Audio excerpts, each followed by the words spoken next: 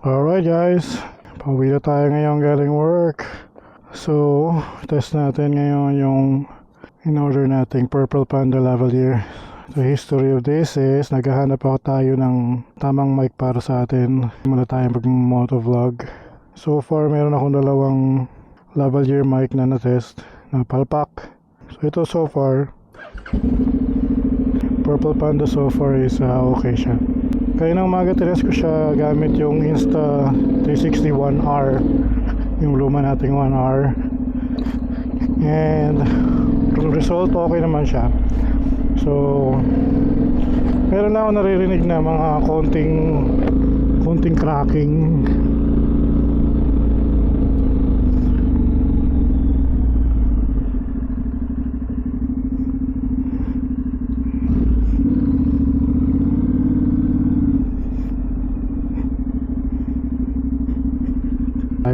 Meron tayong narinig na konting cracking nun sa Insta360 1R, pero ang laki ng improvement compared sa dalawang lavalier mic na nagamit ko in the past.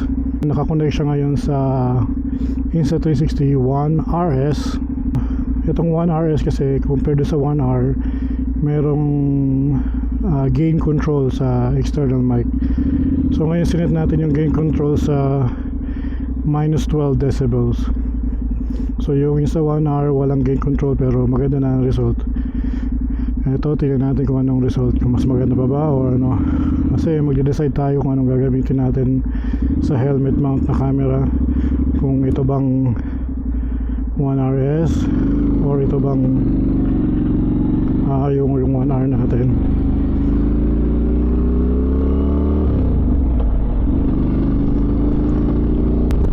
Naka 66 kilometers per hour tayo. Kumusta ang ating audio? Okay pa rin ba tayo mga bro? Ewan ko ba kung ba't in-order ko pa yung dalawang mic na yun eh. Kasi ang unang choice ko talaga is Purple Panda eh.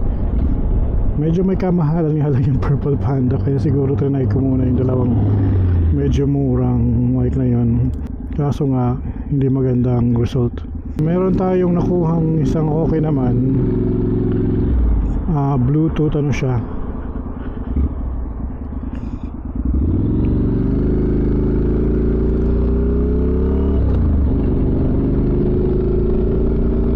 sorry, mayroon tayong abala doon. Mayroon naman tayong nakuha din na Bluetooth mic naman siya, wireless mic, yung Smart Mic Plus. So ilang beses ko rin siyang tinest kasi yun nga, marami din siyang cracking. Tapos syempre di ba yung mic malapit sa bibig natin pag nandito sa helmet, so marami siyang ingay. Pero ang ginawa ko doon is naging okay naman ang result niya nung in-adjust ko na siya, yung settings niya within the app. So yung settings niya, ang ginawa natin doon sa Smart Mic Plus natin is yung gain natin ginawa natin 19 yung gain, tapos yung noise reduction nasa medium, tapos naka-off lahat ng ibang settings. So far yung ganong settings na malapit sa mic, malapit sa bibig natin yung mic sa loob ng helmet, naka-dead cut rin siya, nakakabit yung external mic ng Smart Mic Plus, okay naman siya, hindi na siya maingay. So successful na yun. Kaya lang ang problema, 123 kilometers per hour mga bro. Talking volume voice pa rin to. So kumusta ang ating audio? 128 kilometers per hour na yun. Kaya lang ang problema ko lang sa Smart Mic Plus is app dependable kasi siya eh. So alam mo yun, kailangan naka-open yung app. Tapos minsan pa nagbo-bluetooth tayo sa sina natin, sa sina communicator natin, pa nagbo-bluetooth tayo doon, ang nangyayari hindi ko marinig yung music kasi ang nasisense ng cellphone natin na bluetooth headset, akala niya yung Smart Mic Plus which is hindi naman, dahil mic lang siya, diba? So kailangan mo pang pumunta ng music app and then click mo yung sa Bluetooth icon, then pipiliin mo yung Sina natin instead of Smart Mic Plus. So yun ang nagiging problema. Isa pa nagiging problema sa Smart Mic Plus, napuputol siya. So yung biyahe ko papuntang, kasi tinas ko siya, biyahe ko rin papuntang work galing bahay, and vice versa, pauwi rin ng bahay.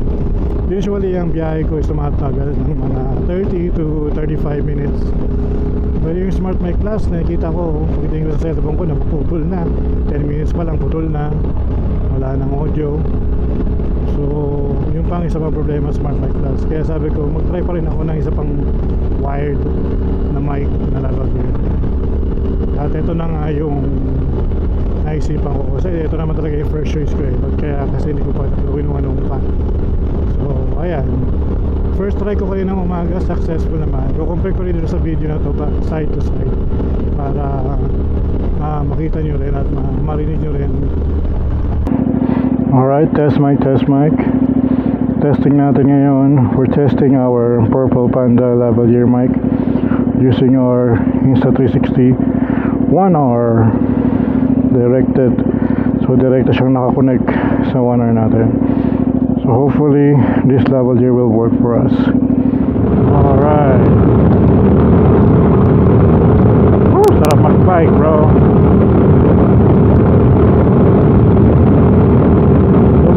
May pagkakaiba kaya ito, kasi si Syntax kasi ngayon may windshield siya eh. Hindi ko lang kung maka-apekto to sa pag-compare natin kapag ginamit yung mic gamit si Clark, kasi si Clark walang windshield. So hopefully ito, hindi ko pa narinig kasi nga mamaya ako pa marinig pag-uwi. Hopefully itong setting na to sa 1RS maganda rin, pero okay na ako sa 1R eh. Kasi ang gusto ko sanang setup is yung 1R ang ilalagay kong, ang gagawin kong helmet camera ko, tapos yung yung 1RS yun ang gagawin kong 360 camera ko na nakalagay dito sa motor. So yun ang plano sana natin, kaya gusto ko rin talagang gumana yung 1R hopefully. Pero gumana naman siya. Titignan na natin kung ano bang pagkakaiba ng quality ngayon naka-connect siya sa 1RS with na merong external mic gain.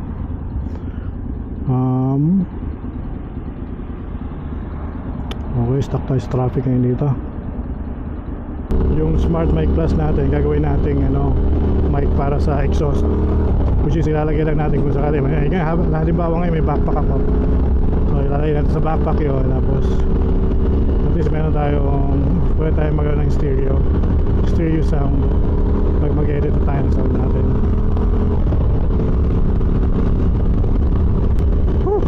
Ayos. So 94 kilometers per hour. Ano ang audio natin? Kumusta ang audio natin dito?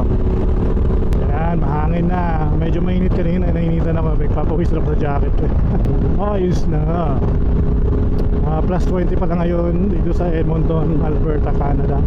Minsan papaisip ako kasi marami na ako nakikitang riders ng mga big bike or kahit yung mga maliliit na bike sa Pilipinas. Siyempre for safety, di ba, kailangan natin ng gear. So iniisip ko, paano kaya nag-ride yung mga to? Napaka-init sa atin kasi kung mag-full gear ka.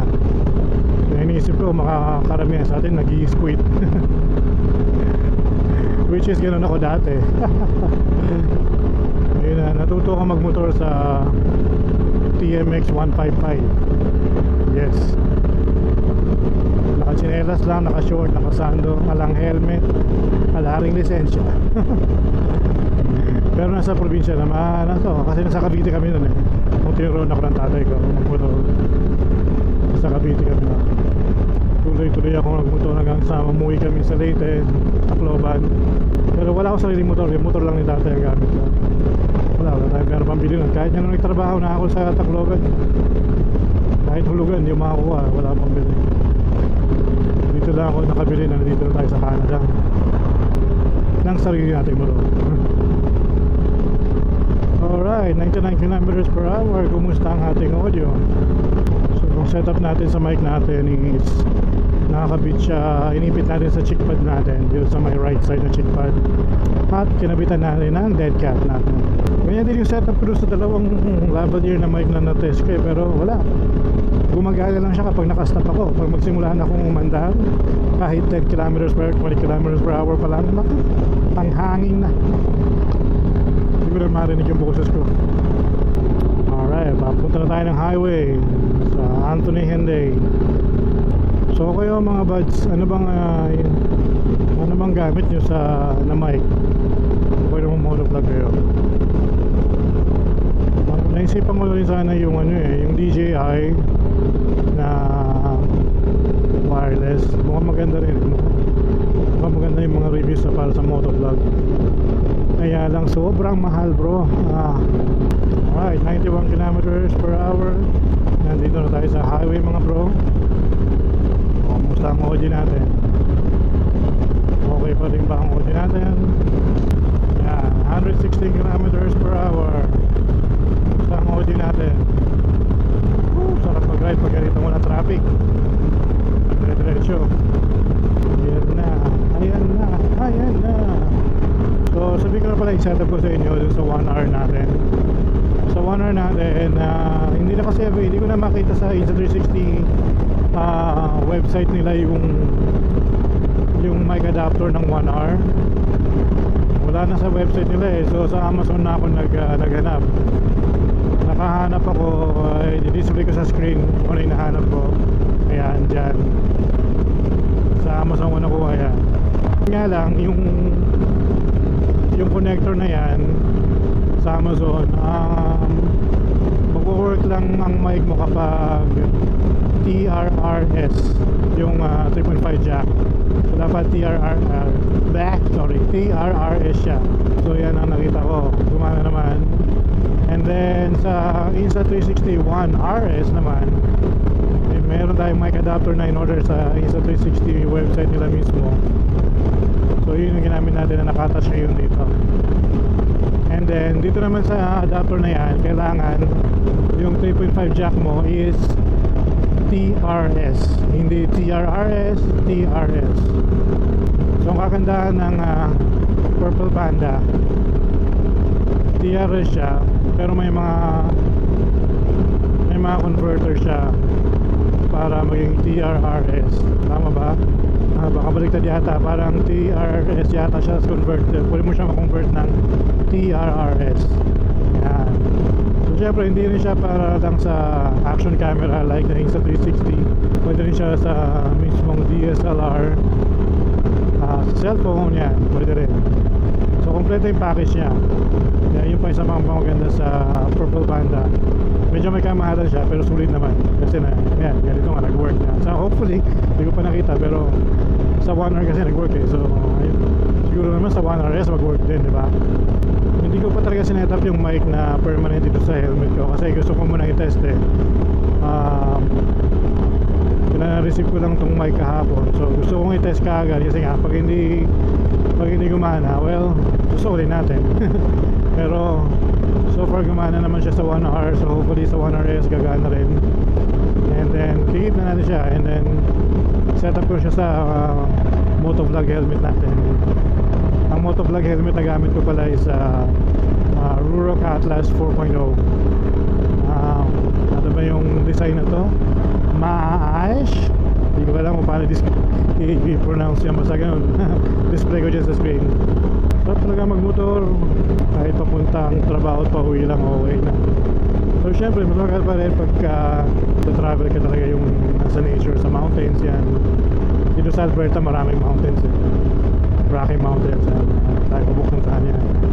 So hopefully this summer makapag-ride tayo with our riding friends somewhere in the mountains.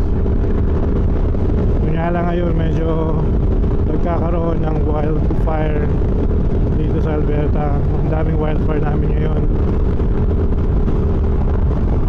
So kasi May pa lang 30 degrees Fahrenheit na ang temperature, which is hindi usual. Usually yung mga nakaraang taon ang pinakamalamig namin pagka buwan ng May is mga nasa 20, 18, mga ganyan.